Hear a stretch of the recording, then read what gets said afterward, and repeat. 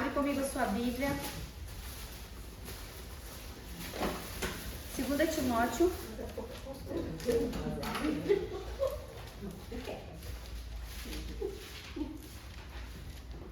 Segunda Timóteo.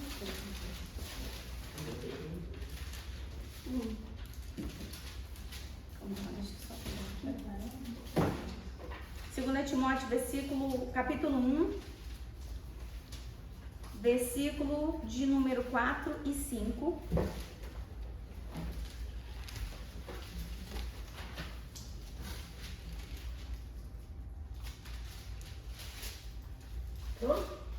Pronto? Pode ler? Não vou ler não, pode ler sim. Vou ler aqui, na minha tradução, tá? Diz assim, verso de número 3, número 4 e número 5. Rendo graças a Deus a quem sirvo com a consciência limpa, como serviram meus antepassados ao lembrar-me constantemente de ti, noite e dia em minhas fervorosas orações. Recordo-me das tuas lágrimas e desejo muito te ver. Vamos parar aqui, só para a gente iniciar essa parte que ele está falando. Semana passada, semana retrasada na verdade, nós estudamos os seres tricotômicos, sim? Sim. As meninas não vieram na aula, então a gente só vai contextualizar só um pouquinho para a gente entender que nós explicamos que nós somos seres trinos. Alguns entendem que nós somos, na verdade, dicotômicos ao invés de tricotômicos. Por quê? Existem algumas passagens, Hebreus capítulo 4, você pode ler, por favor? Hebreus 4:12.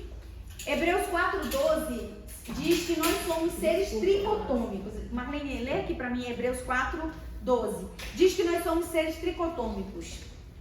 Mas existem algumas passagens que dizem que nós somos seres dicotômicos. Independente de tricotomia ou dicotomia, que não é tão relevante na verdade, o mais importante de tudo isso, Apocalipse capítulo 6 vai falar que somos seres dicotômicos. O que é mais importante? Porque tricotomia significa corpo, alma e espírito. Pode ir lá, lê Hebreus 4:12. 4:12.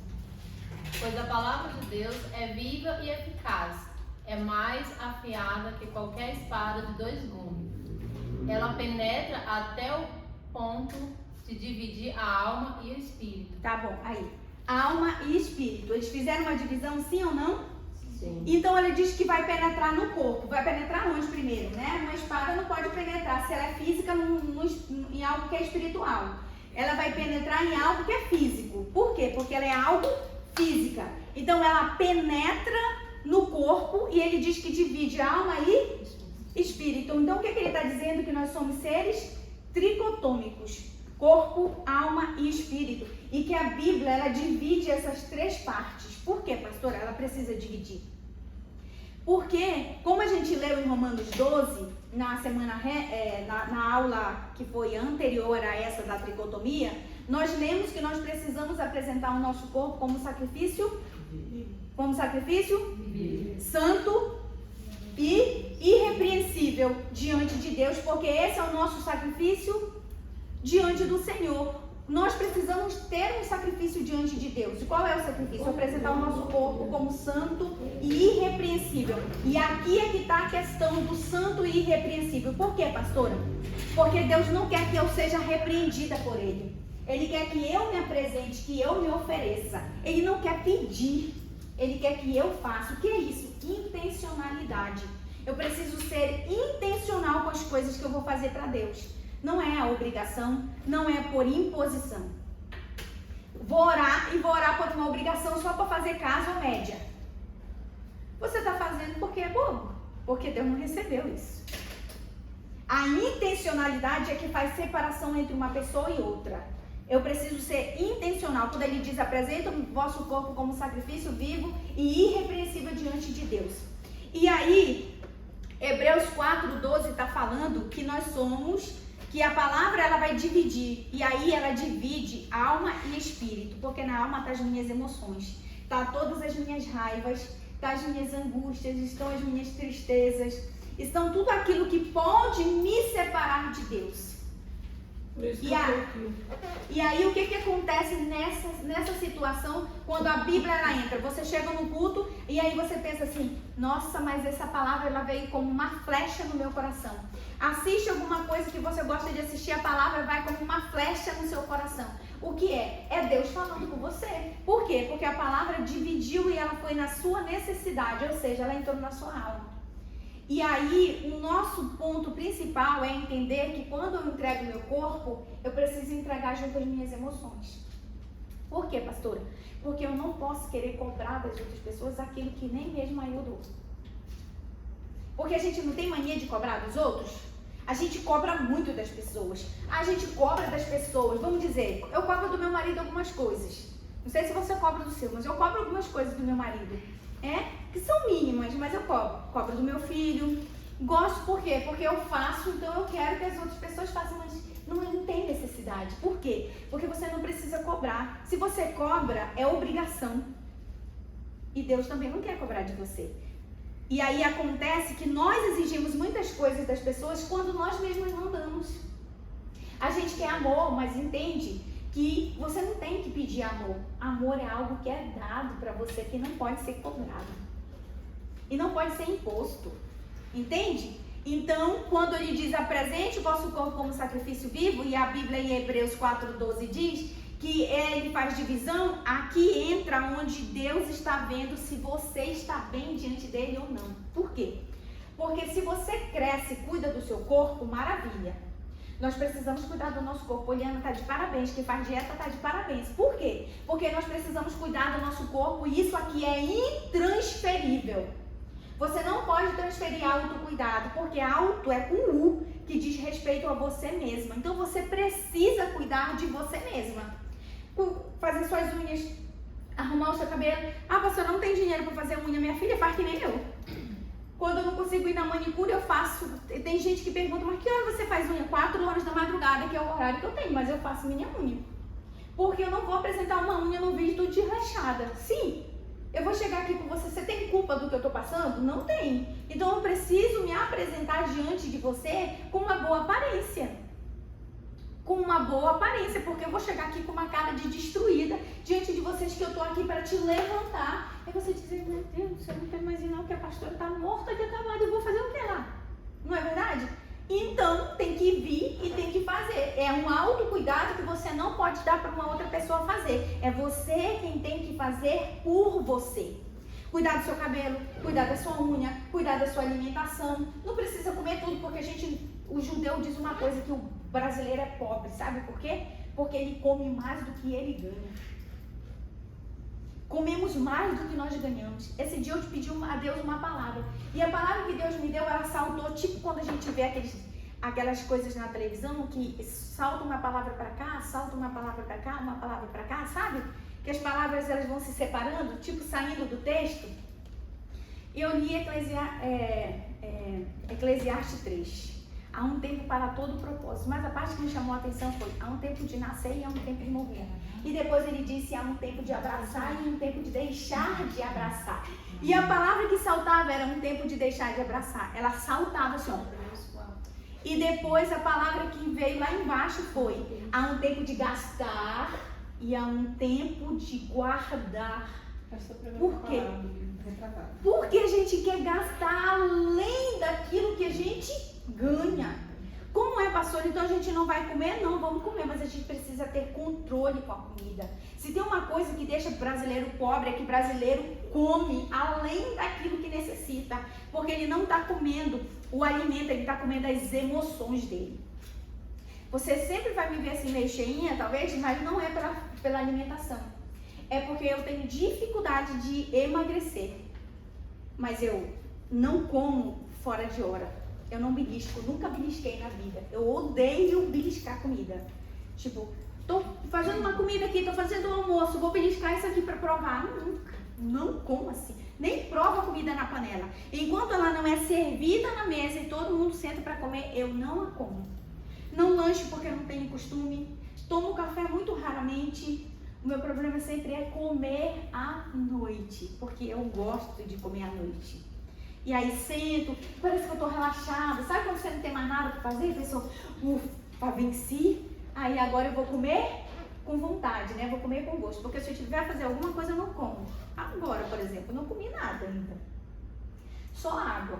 Então, eu não vou comer, porque eu tenho várias outras coisas para fazer. E se eu for comer, eu vou perder tempo. Eu penso assim, se eu for comer, eu vou perder tempo.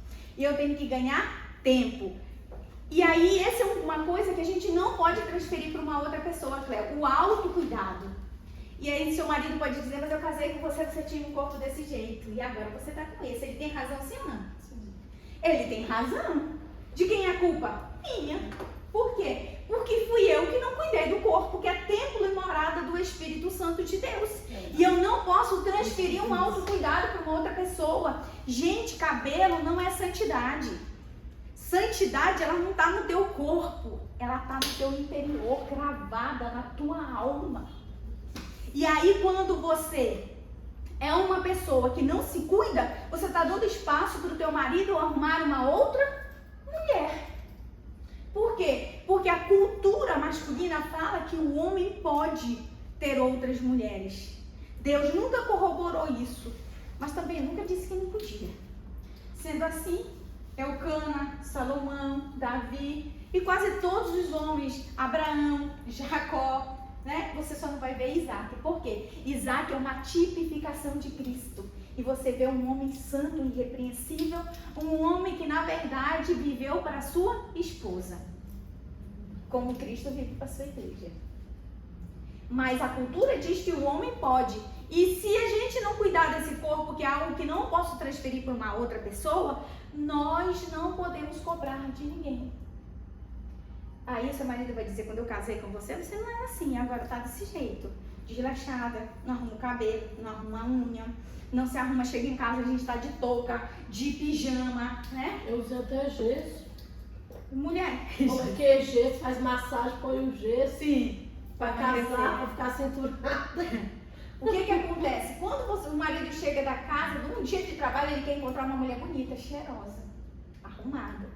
Uma mulher que esteja ali pronta para suprir as necessidades dele. Qual? De cuidado com ele.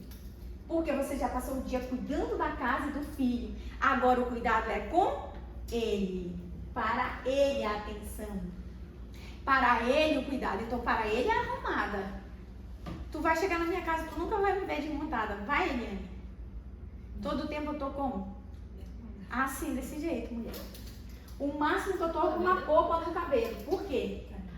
Porque eu gosto de amarrar o cabelo. Eu detesto cabelo preso, que eu já tô desesperada com o calor que tá aqui. Não tá vendo? Não, fala.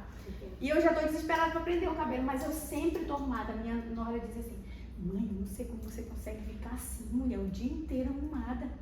Eu falei, eu não sei como tu consegue ficar o dia inteiro desarrumada. Né?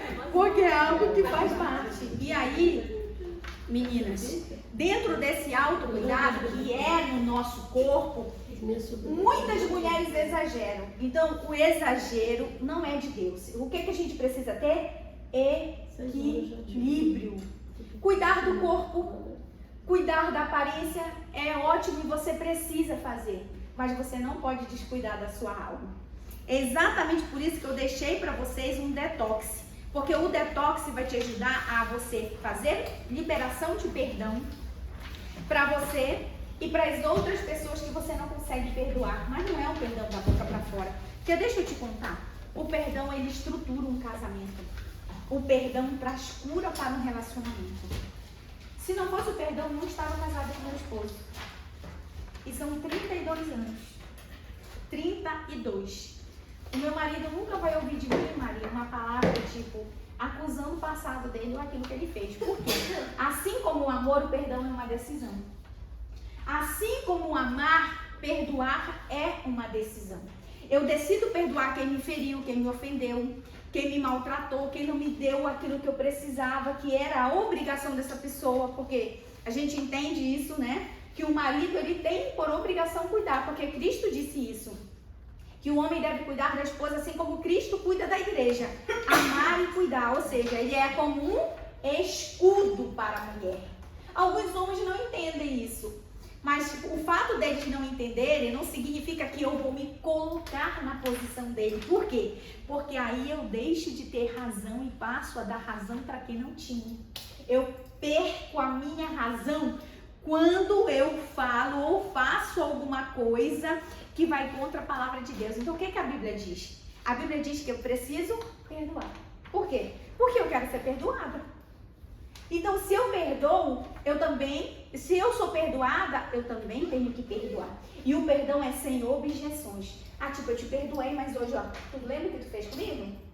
Você lembra o que você me fez? Tu lembra o que tu me falou? Tu lembra como tu me tratou? Você lembra disso? Você lembra daquilo? E isso não é só com o marido, isso é com mãe, isso é com irmãos, isso é com amigos. Então, isso aqui é uma brecha que você está abrindo dentro da sua casa espiritual, dentro do seu corpo. E Jesus diz que ele é templo, ele é morada. E quando você abre um precedente desse para não perdoar, você está dizendo para Satanás, tu tem legalidade na minha vida para operar aquilo que tu quer. Então, portas não são abertas, situações acontecem, por quê? Porque nós demos a legalidade. E Satanás, ele é ardil. E ele não descansa, ele não para, ele não perde tempo. De forma alguma, ele vai sempre tentar, porque ele vai sempre buscar em você uma brecha para ele fazer aquilo que ele quer. Então, não posso descuidar do corpo, mas também não posso descuidar da minha alma. Na alma eu preciso perdoar, na alma eu preciso tirar da alma a amargura, porque às vezes a gente perdoa, diz que perdoou, né? Perdão não é amnésia, gente, vocês não vão esquecer nunca do que aconteceu com vocês. Perdão não é amnésia, perdão é decisão, é consciente. Eu não perdoo porque eu sou obrigado, eu não perdoo porque eu tenho consciência que eu preciso fazer isso. E aí aqui tem uma questão que é linda. Porque Jesus, ele fica só olhando pra gente. Ah, falou que perdoou, mas não perdoou. Aí Jesus fica olhando pra gente. Mas você quis ser perdoado. Aí você vai e acusa. E aí Jesus fica só olhando. Só que essa falta de perdão, esse perdão fingido, ele vai trazer para dentro de você uma amargura.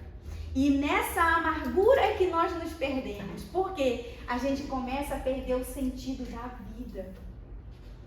Tá tudo colorido que nem essa garrafa, mas você não enxerga assim, enxerga tudo preto e branco. Não tem cor. Por quê, pastora? Não tem cor? Porque tem uma amargura na sua alma. Uma água amarga entrou dentro de você. E ela ficou dentro de você. Sabe quando a mulher tem infecção urinária? Sabe o que é aquilo? Uma água parada. Infecção urinária é uma água parada. Por quê, pastora? Porque você tomou água e reteve ela quando não foi no banheiro. Aí, para você curar, você não precisa tomar remédio para curar a infecção urinária. Você precisa tomar água e fazer xixi. Por quê? Porque a água limpa vai tirar a água má que estava lá dentro parada. E você vai ficar curado sem precisar tomar remédio, é só tomar água. Toma água e vai ao banheiro. E a má água vai sair de dentro de você. Mas como que a má água sai de dentro de nós, se nós não queremos tirar a má água de dentro de nós? Uma amargura, um ressentimento. Ressentimento nada mais é do que restos de um sentimento que estão dentro de você. E eles se fixam dentro de você. Então, o cuidado com o corpo, o cuidado com a alma, mas sem deixar de descuidar do espírito. Por quê, pastora? Porque o espírito, ele é responsável pela sua conexão com Deus. É por isso que a sua mente, ela precisa buscar coisas que preencham o seu espírito, que elas façam você crescer. Quando Jesus, ele diz, ele fala assim, na Bíblia diz, Mateus escreve assim, Jesus crescia em conhecimento, graça e estatura. Sim? Está dividindo Jesus, corpo, alma e espírito. Quando diz graça, que é favor imerecido, ele está falando de alma. Quando ele diz ele crescia no conhecimento, está falando de alma. Quando ele diz graça, está falando do espírito. E estatura, ele está falando de um corpo que se movimentava. Uma estatura de conhecimento, não uma estatura de altura ou de crescimento físico. Uma estatura de crescer em Cristo. E é exatamente para isso. Chegar a uma estatura de varão perfeito é o que Paulo escreve. O que ele está falando para a gente? Que nós precisamos não fingir que vivemos a palavra, mas vivermos a palavra de verdade. Porque a palavra de Deus, quando ela entra, lê lá, Marlene, quando a palavra entra, ela começa de fato a dividir tudo que está errado dentro de nós. Lê. Continuando, né? Sim. Juntas e medula. Hebreus 4:12. E julga os pensamentos e as intenções do coração. Nada em toda a criação está oculto aos olhos de Deus. Meu Tudo Deus. está descoberto e exposto diante dos olhos daquele a quem havemos de prestar conta. Olha isso. Está tudo nu e patente diante daquele que havemos de prestar contas. Pastor, o fingimento cabe? Não cabe. Por quê? Porque Jesus está vendo. Hebreus 4:12 até o 14, tu leu? Até o 13. Até o 13. O que ele está dizendo pra gente? O fingimento cabe, meninas? Não cabe. Por quê? Porque você acha que está escondendo de Deus? Mas não está escondendo de Deus, porque tudo está nu e patente diante dele. Então o pecado do seu marido está nu e patente, o pecado da sua mãe está nu e patente, o pecado dos seus líderes está nu e patente, o seu pecado está nu e patente, o meu pecado está nu e patente diante de Deus, ou seja, desvelado, está descoberto. Ele sabe. O que eu preciso fazer, pastor? Eu não preciso acusar, porque Deus sabe. E quando ele sabe, ele se responsabiliza. Às vezes a gente pensa assim, mas poxa, mas o pecado do fulano, como eu falei para vocês daquele pregador, né? Muito famoso, tá dando certo a vida dele. Sim ou não, gente? A vida de vários pregadores tá dando certo, não tá não? Tá dando muito certo. Mas o que eles pensam é que Jesus não está vendo, ou que Jesus vai se deixar ser corrompido pelo que eles estão fazendo. E é aqui que está um erro nosso. Sabe por quê? Porque Jesus não vai lá e passa a mão na cabeça pelo que você faz para ele. Por quê? Até porque ele diz, eu não devo nada para ninguém. Eu não devo nada a ninguém. E aí a gente pensa, mas eu estou fazendo para o Senhor, Pai, eu estou pregando para Ti. Mas eu me prostituo, contamino o meu corpo, eu contamino o meu corpo, contamino o meu espírito, contamino a minha alma. E aí eu sou uma pessoa que não tem um corpo irrepreensível e nem um sacrifício vivo e santo diante de Deus. Por quê, pastor? Porque eu penso que o meu corpo está indo para a casa do Senhor. E que eu estou fazendo, então eu penso que eu estou enganando Cristo. Aí Jesus, ele fica só olhando, ele pensa, está no impatente diante dos meus olhos. Só você não está vendo. Então a Bíblia diz que a palavra, ela vai e divide juntas e medulas. O que é uma junta? O seu osso. Quando o osso é tirado do lugar, olha o que a Bíblia diz lá em Gênesis. Quando Adão diz essa sim, o que ele está dizendo? Essa enfim, ou seja, essa mulher que agora está aqui na minha frente é osso do meu osso. O que ele está dizendo? De fato, ela nasceu de mim. De fato, é algo que pertence a mim. Aí quando Jesus ele fala através do apóstolo Paulo, nessa passagem, quando ele diz divide juntas e a medula é aquilo que é de máxima importância dentro de nós. É o que faz a ligação entre o osso, né? O que ele está falando de algo tão importante? Ele diz, eu penetro aí onde você pensa que não é importante. Onde às vezes a gente pensa só um osso, né? Isso aqui não tem muita importância. Jesus diz, eu penetro exatamente aí onde você pensa que não é importante ou que eu não estou vendo. E nós achamos que dessa forma a gente vai enganando o nosso Deus. Aí 2 Timóteo, abre lá sua Bíblia em 2 Timóteo, dessa nossa aula de hoje, que a gente vai falar dessa parte e nós vamos explicar para vocês um pouco desse contexto. 2 Timóteo, que a gente acabou de ler, capítulo 1, o versículo do 3 até o 5. O versículo 3 diz, rendo graças a Deus a quem sirvo, com a consciência limpa. O que ele está dizendo, gente? Contra a minha vida não tem acusação. Por quê? Porque pode qualquer pessoa te acusar, mas nada será mais poderoso do que a autoacusação. Você não ter uma consciência limpa. Todo mundo pode te acusar. Você às vezes nem liga. Sabe? Por quê, pastora? Porque você sabe que quem te justifica é Deus. Ah, eu falei isso aí hoje. Mas quando você não tem a sua consciência limpa, quando você sabe que você errou e você não assume que errou, ou você não pega a responsabilidade de ter errado e se redime naquilo, você está dizendo eu também não ligo, mas ele está dizendo eu sirvo a Cristo com uma consciência limpa. Será quantos de nós que estamos servindo Jesus hoje com uma consciência limpa? De que nós estamos servindo Jesus de verdade. Eu todas as vezes que me achego diante de Deus, eu faço uma coisa que é poderosa. Eu primeiro oro pelo lugar onde eu vou orar. Pastor, é a sua casa, é o seu quarto? É, mas eu oro pelo quarto, porque tem demônios escondidos, tem demônios espiões, tem espírito de frieza, tem o espírito que é contra a sua oração, tem espírito que é oposição à sua oração. Então eu oro pelo ambiente. E depois eu esquadrinho. Como, pastor? Eu falo, Deus, esquadrinha a minha mente para ver se há em mim alguma acusação. E traz à tona a acusação que o Senhor tem contra mim, para que eu possa me redimir dela. O que é isso, pastora? A gente chegar diante de Deus e ser como nós somos de verdade, sem fingimento. Ou não chegar diante dele e só colocar aquilo que você está precisando. Mas fala de você. Porque às vezes a gente chega e diz, Senhor, eu quero orar pelo meu marido, eu quero orar pelo meu filho, eu quero orar pela minha mãe, eu oro até pelo cachorro, desculpa, mas oro pelo cachorro. A gente ora por tudo e esquece de orar por nós. Mas não é orar por nós para Jesus te abençoar, não. Para te abrir a porta, não. É para orar por você, para ver o que tem em você que precisa ser mudado por Deus. Aí Timóteo, Paulo escreve a Timóteo e diz, rendo graças a Deus a quem sirvo com a consciência limpa. Como serviram os meus antepassados, e ele diz, ao lembrar-me constantemente de ti, noite e dia, minhas fervorosas orações ele faz. Aqui tem uma coisa que nós não costumamos fazer, mas eu quero pedir para vocês, enquanto cristã, é interceder pelas pessoas. Porque essa é uma posição que todo cristão deveria ter, uma posição de intercessão. O interceder para as pessoas que são do seu convívio, os seus semelhantes, os seus iguais, ou seja, quando Jesus diz ama o teu próximo, ele está falando, é esse próximo que você vai orar por ele. E quem é próximo a você? Eu sou próximo a você.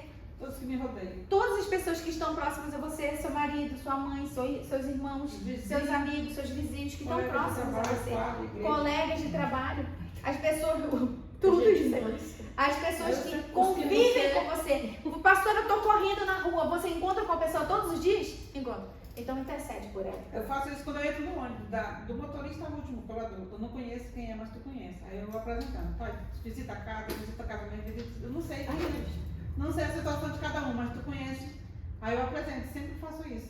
Onde eu entro no ônibus, eu já isso é importantíssimo. Por quê? Porque talvez esteja alguém lá que esteja precisando de uma oração, de uma palavra.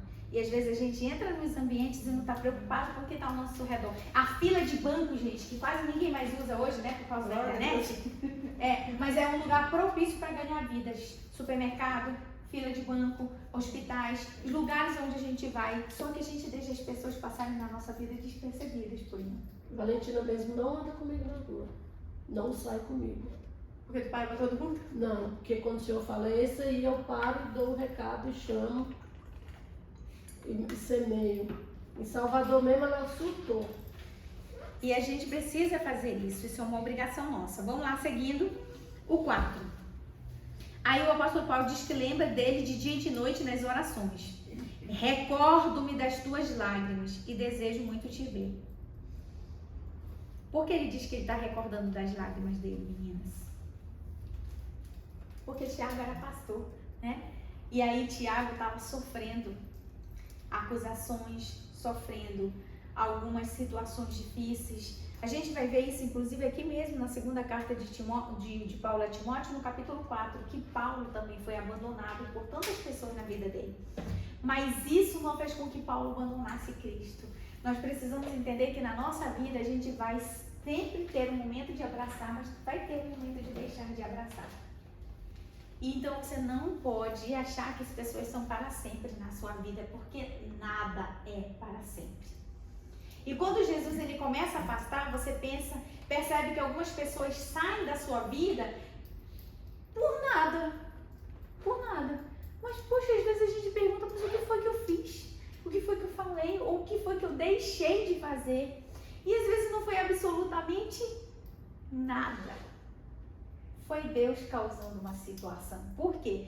Porque quando você não faz, Deus vem e faz por ti aquilo que você precisava fazer. Simples assim, desse jeito.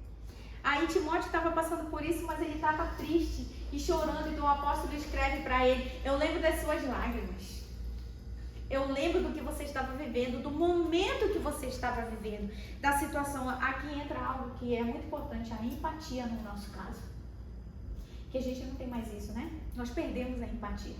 Nós perdemos o amor pelo nosso próximo. Empatia é o sentir da sua dor. Eu estar disposta a te entender e entender naquilo que você está vivendo, no momento que você está vivendo, nessa situação que todos nós passamos, que infelizmente todos passamos.